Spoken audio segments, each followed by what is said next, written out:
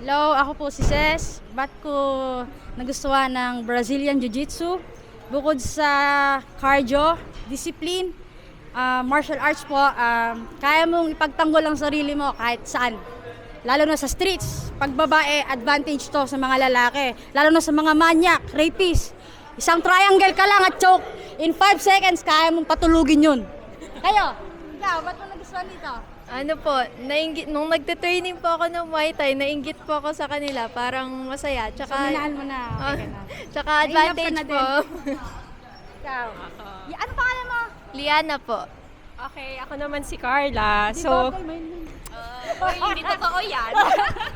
so yung una, tinailang talaga namin ni Ces mag-jiu-jitsu. Pero nagustuhan namin kasi for us, iba talaga yung marunong kang lumaban kahit na babae ka. So, safety mo din yung nakalaan dito. Hi, I'm Jen.